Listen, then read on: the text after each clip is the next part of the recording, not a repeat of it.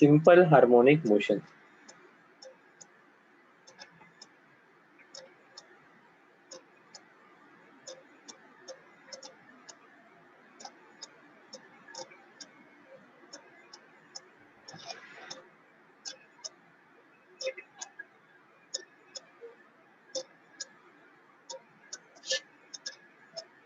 So suppose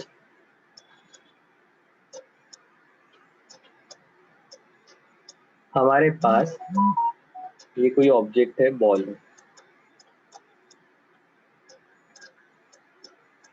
इसकी इस प्रकार से मोशन हो रही है, ये मीन पोजीशन के अबाउट, ठीक है। ये कहाँ तक जाता है?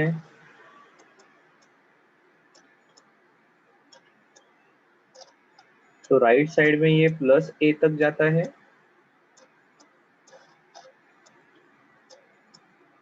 लेफ्ट साइड में ये माइनस ए तक जाता है। सर ये प्लस माइनस क्यों आए? बिकॉज ओरिजिन को हम 0 कंसीडर कर रहे हैं, ठीक है। ओके सर, ध्यान में आ गया। तो अगर क्या इस बॉल की टू एंड फ्रो मोशन हो रही है?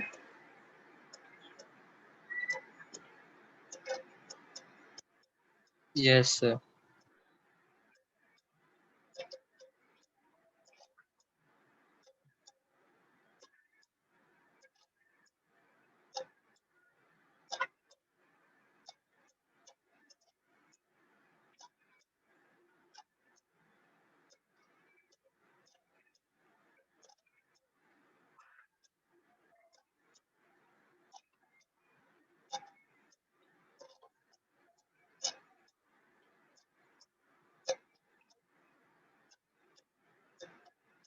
ठीक है।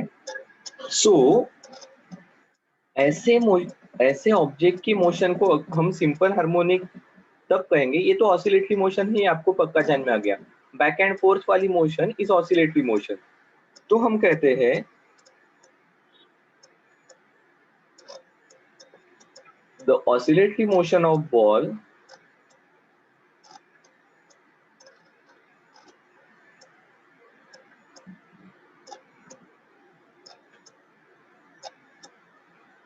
is considered as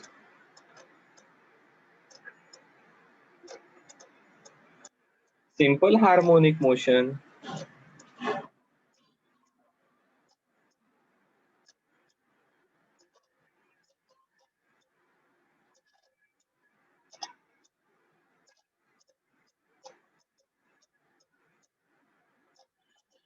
if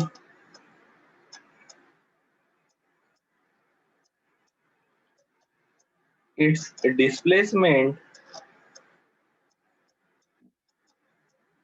x from the origin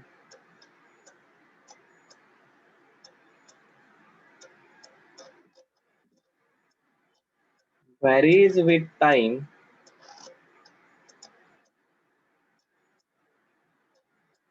और आप ऐसा कह सकते हो, और can be represented by equation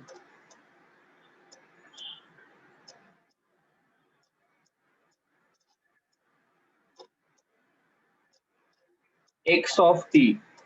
ये ball about x axis move हो रहा है, तो किसी भी टाइम इंस्टेंट पर इसकी x position can be given by a cos omega t plus phi, ठीक है।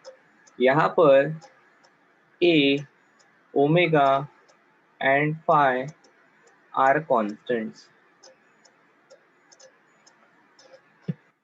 अगर इस प्रकार से आप एक आधे ऑसिलेटरी मोशन में होने वाली डिस्प्लेसमेंट रिप्रेजेंट करते हो, तो आप सॉरी, हाँ, क्या कह रहे हैं हम? अगर आप एक आधे ऑब्जेक्ट की ऑसिलेटरी मोशन, उसमें होने वाली डिस्प्लेसमेंट ये इस टाइप के इक्वेशन से रिप्रेजेंट कर सकते हो, तो that motion is called as simple harmonic motion, ठीक है। हम कहते हैं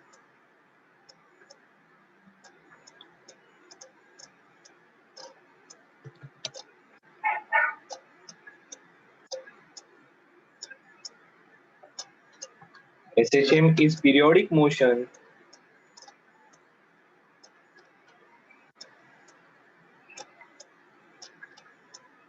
in which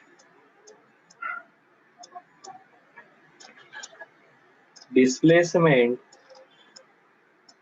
is sin मतलब sinusoidal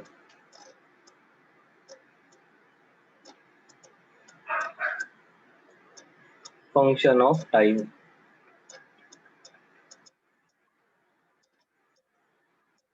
ठीक है, इस प्रकार से अगर आप एसएचएम को रिप्रेजेंट कर सकते हो बाय सॉरी, अगर आप मोशन को रिप्रेजेंट कर सकते हो by sinusoidal function of time, ठीक है, तो आप उस मोशन को एसएचएम कहोगे। ठीक है, ओके सर, ध्यान में आ गया। चलो यहाँ से थोड़ा सा आगे जाते हैं और ये इक्वेशन एक्चुअली क्या कहता है इसके बारे में देखते हैं।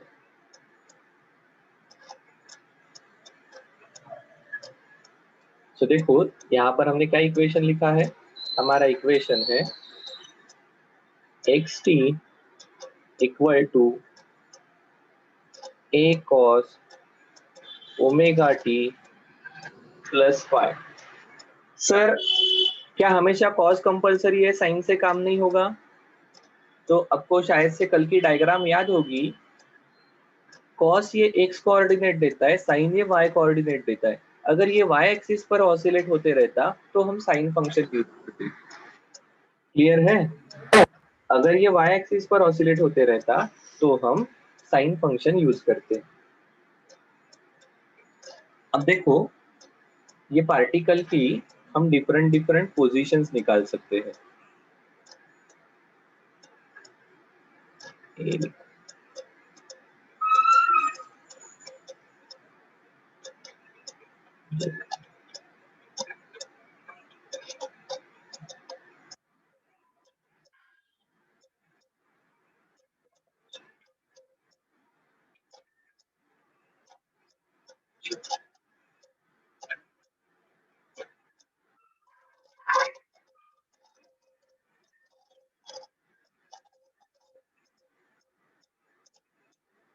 तो देखो ये इसकी मेन पोजीशन है।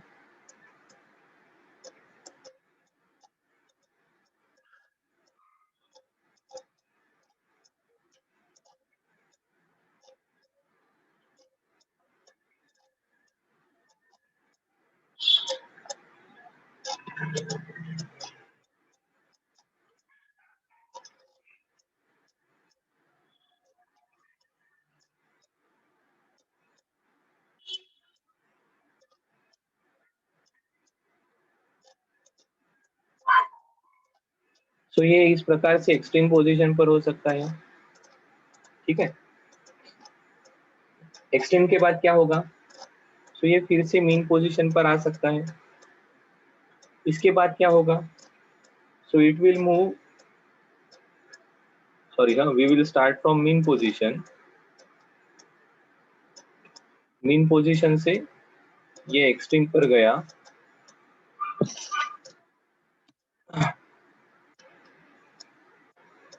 एक्सट्रीम से वापस ये मीन पर आया। हम एक के नीचे एक लिख सकते हैं,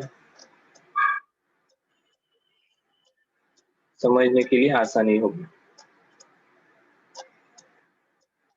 so started from mean position, mean position से ये एक्सट्रीम पर गया, एक्सट्रीम से ये फिर से मीन पर आया, मीन से ये फिर से लेफ्ट एक्सट्रीम पर गया, फिर से ये मीन पोजीशन पर आया एंड फिर से ये एक्सट्रीम पर गया। ठीक है, अब ये कंडीशन कब है, तो this is when t equal to 0। अब देखो ये कंडीशन कब आएगी, when t equal to t/4। ये कंडीशन कब आ जाएगी, ये आ जाएगी t/, या आई शुड राइट 2t/4। ये कंडीशन कब आ जाएगी? 3t/4। ये कंडीशन कब आ जाएगी? 4t/4। और ये कंडीशन कब आ जाएगी? 5t/4। सर ये कैसे लिखा? सो देखो, इस इक्वेशन में t की वैल्यू अगर हम पुट करना शुरू करते हैं इस कैपिटल T की, तो हमें रिलेशंस मिलने शुरू हो जाएंगे। ठीक है, पाई की इनिशियल वैल्यू अगर हम कुछ एज्यूम करते हैं, लेट इट बी π/2। ठीक है, ए ओमेगा फाई ये कांस्टेंट है लगे तो अभी हम लिख लेंगे what do you mean by A. क्या होगा यहाँ पर ए? इस डायग्राम के हिसाब से व्हाट इज ए? ये पार्टिकल मैक्सिमम प्लस ए या माइनस ए पर जाता है। What is maximum displacement from mean position? क्या कहते हैं उसे? Sir amplitude. एम्पलीट्यूड। एम्पलीट्यूड। ए क्या रहेगा यहाँ पर? ए will be amplitude.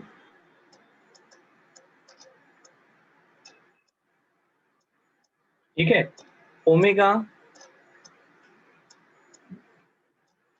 Omega is angular frequency.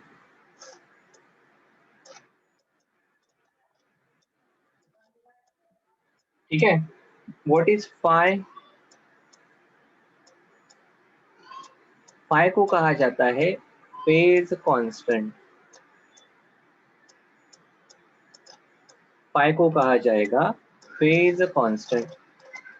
कल जो हम फेज के बारे में बात कर रहे थे ना, दैट फेज इज फाई पर डिपेंडेंट है। ठीक है, और क्या है हमारे पास? तो ये xt मतलब क्या है? What is xt? So it is displacement at time t। ठीक है, and what is omega t plus phi?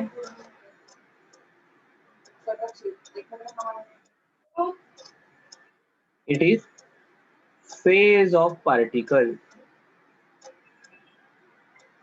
आपको ये फेज वर्ड ध्यान में आ रहा है क्या? What do you mean by phase? So बिल्कुल क्रूड लेवल पर क्या आपने फ्रूट्स कैसे आते हैं देखा है? अभी आम आ रहे हैं सब जगह पर। ये आम आने की प्रोसेस कैसे शुरू होती है?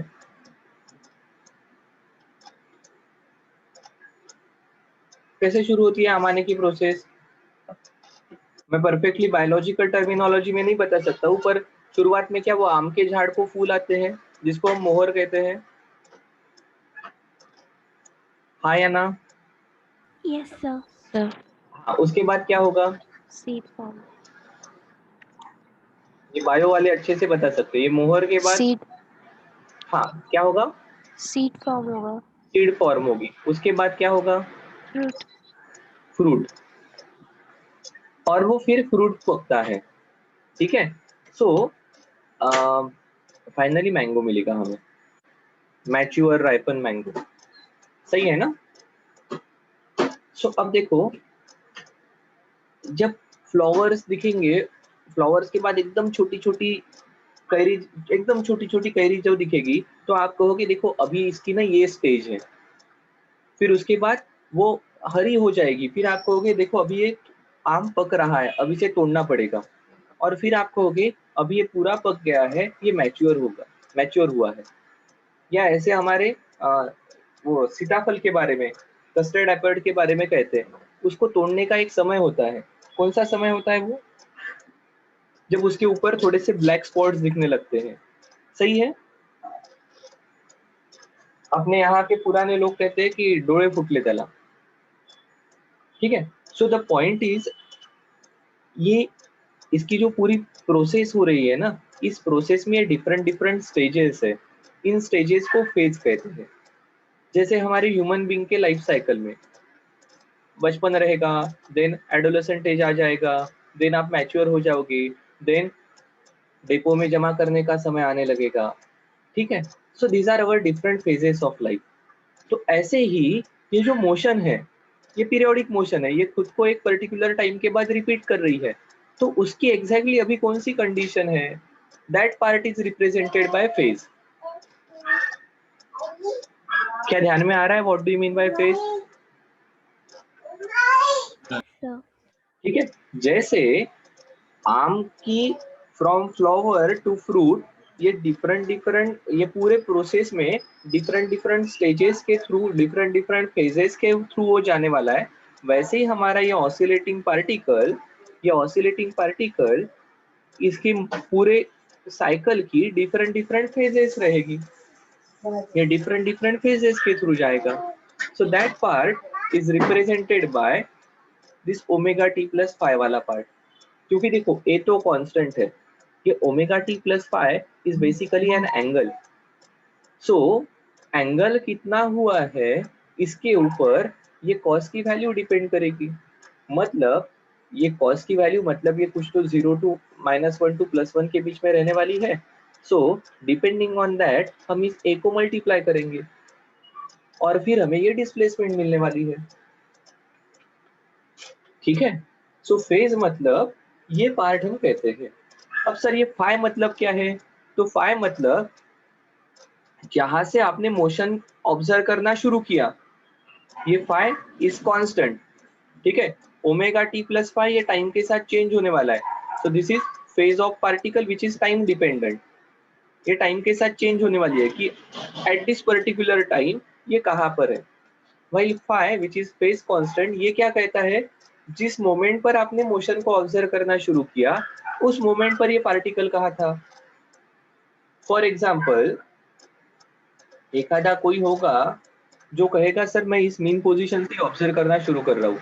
दूसरा कोई कहेगा कि नहीं, मैंने जब ऑब्जर्व करना शुरू किया ना तब ये एक्सट्रीम पर था।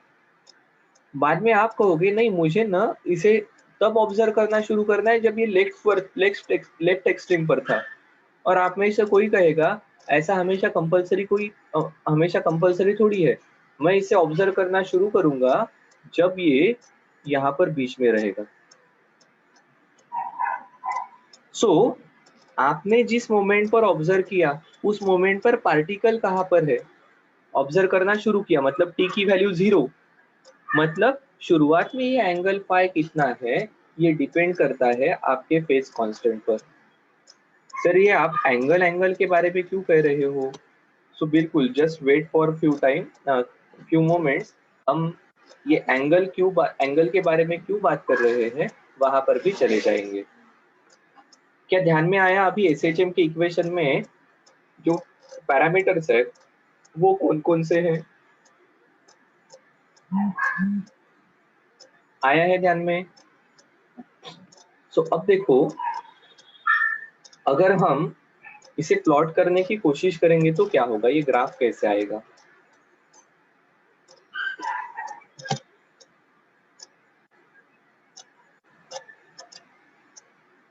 ये हमारी डिस्प्लेसमेंट है।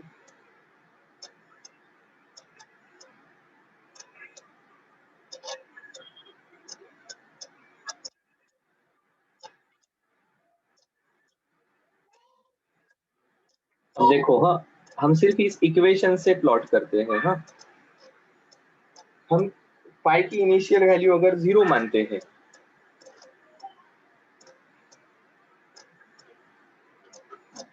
मतलब जब हमने ऑब्जर्व करना शुरू किया तब फाई की वैल्यू 0 थी, फाई की वैल्यू कुछ भी नहीं थी।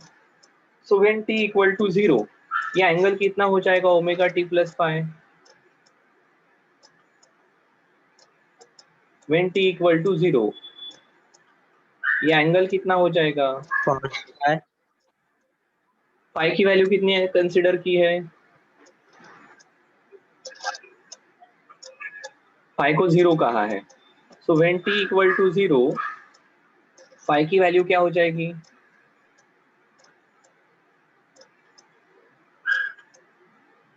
सॉरी, फाई की नहीं, ओमेगा टी प्लस फाई की वैल्यू कितनी हो जाएगी? 1 t, this is omega t plus phi. When t equal to 0, omega t plus phi will be 0 and hence cos 0 will be 1, 1 तो ये पूरा फंक्शन हमारा कितना आ जाएगा a, ये फंक्शन आ जाएगा a t इक्वल टू 0 पर। Okay, now t equal to, हम आगे जा रहे हैं, t इक्वल टू पुट करेंगे कैपिटल T बाय 4। क्या ओमेगा की वैल्यू कल हमने निकाली थी? What is omega?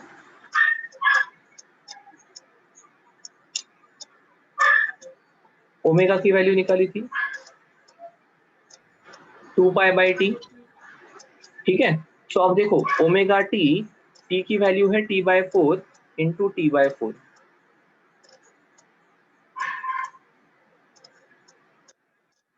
Omega t की वैल्यू कितनी आ गई? Pi by 2। What is cos pi by 2? 0 cos 90 0। अब हम आगे पुट कर रहे हैं, देखो यहाँ पर लिखता हूं मैं, omega into T is 2 pi by capital T into T की वैल्यू अभी हम पुट करेंगे। नेक्स्ट वैल्यू क्या है टी की? Is 2t bye 4। T by 4 से हम बढ़ा रहे हैं, so this is 2t by 4। 2 into 2 4, चले गए। pi, what is the value of cos pi? cos 180 -1 minus 1। बहुत बढ़िया।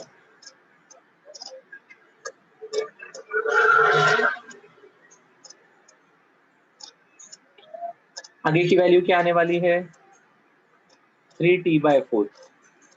so यहाँ पर हम 3t by 4 पुट करते हैं। 2 pi by t into 3t by 4, dt cancel, 2 2 जा 3 pi by 2। 3 pi by 2 मतलब 0 270। cos 270 is अगेन 0 एंड फिर आ जाएगा 4t बाय 4, यहाँ पर फिर से वैल्यू आ जाएगी 1। 1 सो देखो अब हम इसे अगर प्लॉट करना शुरू करते हैं, ये कुछ तो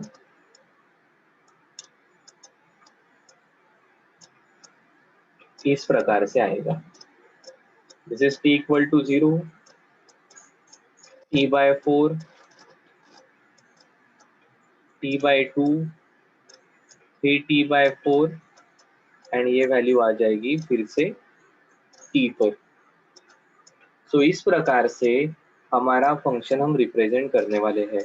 अब देखो ये जो निकाला है a और b ये दो डिफरेंट है, ठीक है। सर, ये ए केस में इसका मतलब है क्या कि ये टी समय के बाद अपना मोशन चेंज कर मतलब रिपीट कर रहा है? बिल्कुल सही है, कैपिटल टी तो टाइम पीरियड ही है, तो टी के बाद ये अपनी मोशन रिपीट कर रहा है, बिल्कुल सही है। और सर ये हमने कौन से पार्ट को प्लॉट किया है? तो ये हमने ये वाले पार्ट को प्लॉट किया है।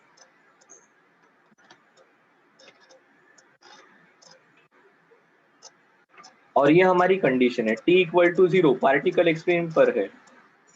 इसके t बाय 4 समय के बाद पार्टिकल मीन पोजीशन पर आ गया, आया है क्या? देखो उसके और t बाय 4 समय के बाद 2t बाय 4 पर ये लेफ्ट एक्सट्रीम पर चला गया, माइनस a पर है क्या? हाँ सर बिल्कुल सही है। उसके और t बाय 4 समय के बाद क्या ये मीन पोजीशन पर गया है? बिल्कुल सही है। उसके और t बाय 4 समय के बाद ये एक्सट्रीम पर पहुंचा है, हाँ। तो इसने एक्सट्रीम से शुरू किया, ये वापस एक्सट्रीम पर पहुंचा है। तो ये हमने ये मोशन प्लॉट की है कि ये t, देखो 4t बाय 4 कैपिटल T इतने समय के बाद ये खुद को रिपीट कर रहा है, ठीक है। अगर ये ऊपर वाला पार्ट आप प्लॉट करते, मतलब कौन सा सर?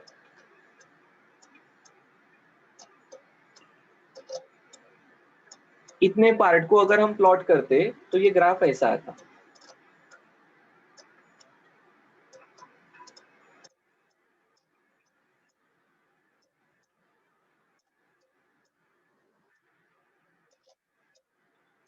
कहां से शुरू हुई मोशन? मीन पोजीशन से, फिर कहां पर पहुंचा? एक्सट्रीम पर, फिर से आया मीन पोजीशन पर, फिर लेफ्ट एक्सट्रीम पर और फिर से मीन पोजीशन पर।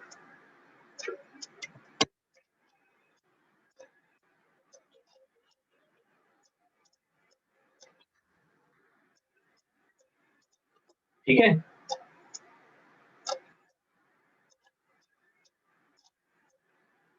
This is t by 4, this is 2t by 4, this is 3t by 4, this is 4t by 4, this is 4t by 4. सो देखो, अब देखो ये वैल्यू 0 आने के लिए t इक्वल टू 0 पर cos की वैल्यू 0 आने के लिए ये फंक्शन कितना आना चाहिए? कौन से cos की वैल्यू 0 होती है? पाई Sir, बाय cos 90.